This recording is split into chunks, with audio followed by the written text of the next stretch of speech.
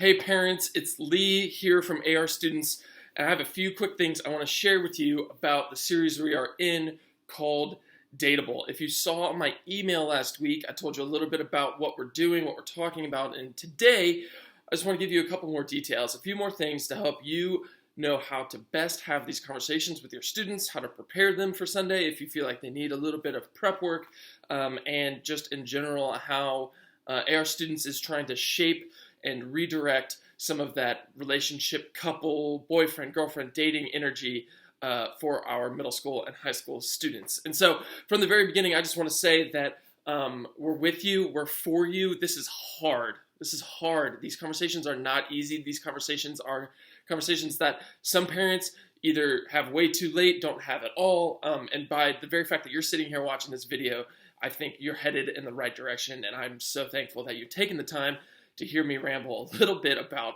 what our series called Dateable is all about. As you saw last week, our bottom line for this series is that being a dateable person, becoming a dateable person is much more important than finding that dateable person.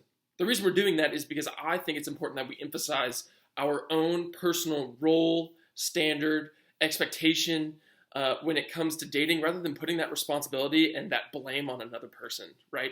We can't control what other people do. Our students can't control what other people around them do, but they can control themselves. And as crazy as it sounds, starting at about 6th grade, our students have begun to feel a little bit more self-aware, a little bit more aware of their place and how they interact with other people, and just the way we can redirect some of that energy into becoming the right kind of person that is dateable, I think will make a huge, huge difference. In the past, we've used a moniker called relationship goals to handle relationships. This year, it's a little bit different, but it's honestly a lot of the same things they're going to hear again if they were with us for relationship goals last February, I believe. And I also want to say that everyone is in a little bit of a different place, right? A high school couple that's dating right now, that's asking the hey, are we going to stay together when we go to college? Question, that's very different than a middle schooler who might have their very first boyfriend, their very first girlfriend, or might be crushing on someone for the very first time. But the point of this series is to say that it's never too early or too late to work on ourselves, right? It's never too early, it's never too late to work on ourselves. And we're using 1 Corinthians 13 as a jumping off point. A lot of our students probably have heard this. If they've been to a wedding, we've all heard the 1 Corinthians 13 love chapter, right? That's the chapter that says love is patient, love is kind, love does not boast, is not rude, doesn't rejoice in injustice, but always rejoices in justice, that sort of thing. It's very familiar, but it's also a really great jumping off point to have this conversation about becoming the dateable person. And so as you saw last week was our first week, and we started with something pretty innocent and pretty flat level, which helped establish a couple of realities that we can then build from, right? We started with the reality that all of us, from a 6th grader through their small group leaders, we all want someone in our lives, right? Whether that's an actual dating relationship, a future spouse, someone you can co-parent with, that sort of thing, or just a friend. We all want someone. We're all made for people. There's no getting around that. It's messy. It's weird because we have to deal with people that aren't ourselves. And the flip side of that, the hard part, the scary part of the fact that we all want someone is that we all wonder if we'll ever find them. We all wonder if we will ever find our person. And so that can be really scary. That can be really tense in the way that our students, especially the ones that tend to doomsday a little bit, it gets a little bit tense and scary and awkward all along the way. And so in light of that, we talked about 1 Corinthians 13. Love is patient, love is kind, does not boast, is enduring. All of that sounds really, really great. And finding that person is scary and probably impossible, right? If those are your standards, then you might be looking for a very long time.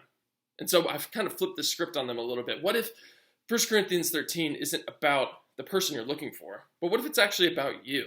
What if it's actually about me? What if those qualities are the things that we're supposed to look for in ourselves rather than the qualities we're looking for in someone else? And so our bottom line for this past week was the wise thing to do is work on you. And this whole thing is built around that concept that in any situation, you can't control what other people are doing. You can't control how other people react to situations. You can't control how people will react to you and the way that you act, but you can control your own personality, your own reactions to things, your own emotions, your own drive to do what is either right or maybe not so right in a certain situation. The wise thing to do is always to work on you. And I think that that's a really important lesson for anyone to learn, myself included, especially in my own dating relationships. And I think it was really cool to hear our small groups have these conversations about the fact that, like, at the end of the day, it's really what can we do with ourselves? What can we do with our own emotions, our own personality, our own growth, and putting all of that sort of responsibility on ourselves rather than on another person, someone we can't control, someone we're not even guaranteed to find. And so that was week 1. We started pretty simple, and everyone had the same small group questions. Now, in week 2, which is this upcoming Sunday, that's May 1st, and week 3, which is the next week, each small group will have questions tailored to their age. So our middle school groups will have different questions from our high school groups, just to make sure that the conversations for our high schoolers can get to where they need to go, in light of the fact that our large group conversation might be like a touch or two below them in terms of maturity and where they are in this whole dating sort of thing. In week 2, we're going to talk a little bit about commitment, right?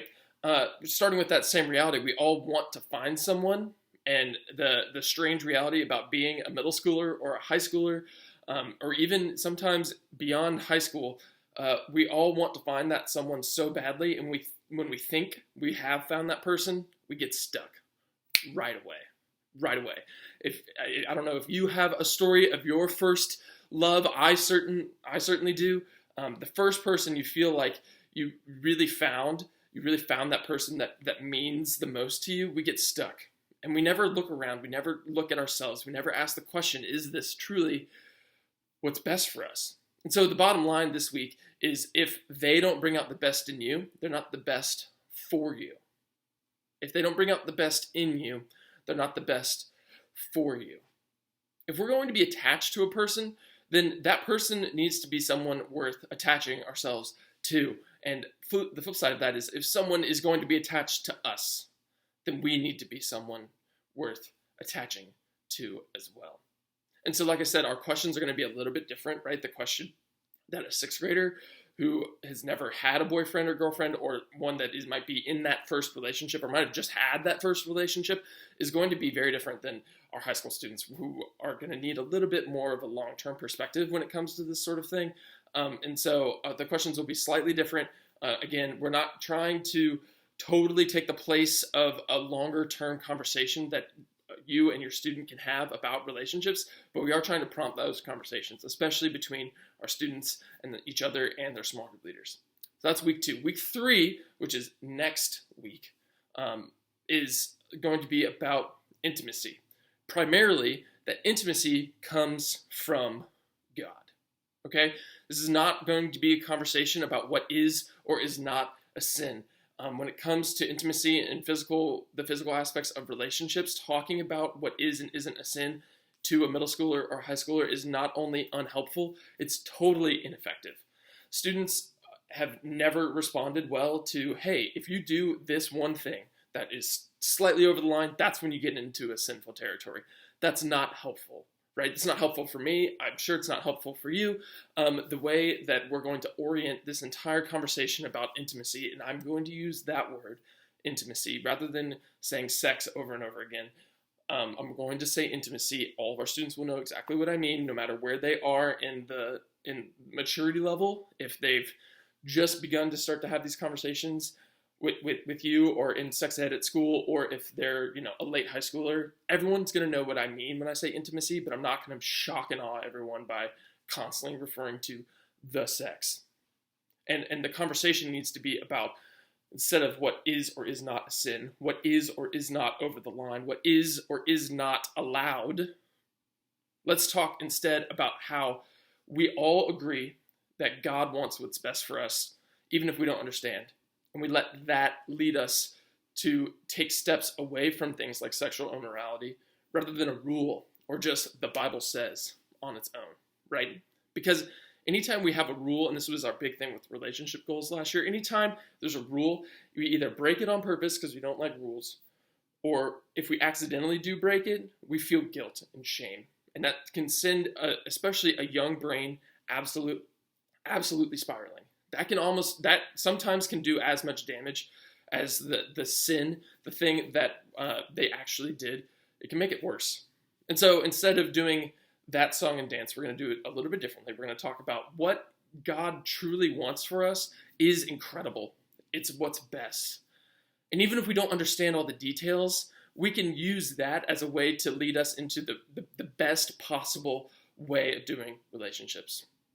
And kind of our bottom line is, instead of getting our cues from the world around us, we should, and we do often, trust God knows what's best for us, and that we should reorient our desires around what God says is best for us, right? We can't let the world define what God designed for us. So, like I said, questions are going to be a little bit different. I expect our high school students to have a much more mature conversation about this topic. Our middle schoolers might giggle in small group, and you know what? That's okay. They've been exposed at least to this conversation at church in a way that is going to make it a little bit more comfortable when they come headfirst into those situations themselves, because the reality is that might happen. And for some of them, it's going to be earlier than others, but we want AR students in Asher Ridge Church to be a place where those conversations are safe, where those conversations are always on the table, rather than something we run away from, something we hide from.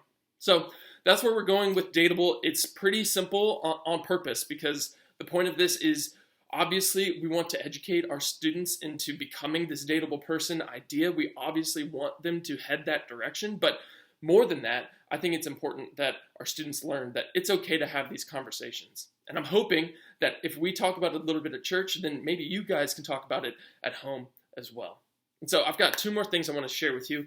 I've gotten several questions about resources, books, podcasts. I don't know of any podcasts on this sort of thing, but I do know this first book is available on audiobook, and there's a sermon series related to it, so that might serve as a podcast option. This first book that I would love everyone to have, everyone to read, and if you have a high school student, read it with your students, is this: The New Rules for Love, Sex, and Dating by Andy Stanley.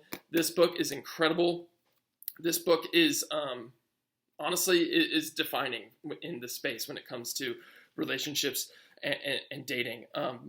Andy does a really great job of, again, reorienting what we do around what we believe, rather than what we should or should not do in this like kind of rigid rule structure. We're moving away from that and towards a more long-term, a more big picture oriented goal. And that means so much more and has much stronger sticking power than just a new set of rules for them to memorize. The other book, which this one has a lot more general things than just dating, just relationships, is called The Grown-Up Guide to Teenage Humans. Josh Shipp is one of the foremost experts on teenage development. He's done all kinds of really good research. There's all kinds of research cited throughout this book, but and it's more than just talking about the very specific relationship-y sort of thing. The last part of it has all of these big topics that are called troubleshooting common teenage challenges. So it's got stuff about relationships, difficult and awkward conversations, dangerous or concerning behaviors, teenagers and technology. I know that's a big one for everyone. School and education challenges. He covers topics like bullying and the way that our students are interacting with things like death, mental health, all those sorts of things. It's really, really good. And he has a whole slew of YouTube videos about all of these topics as well.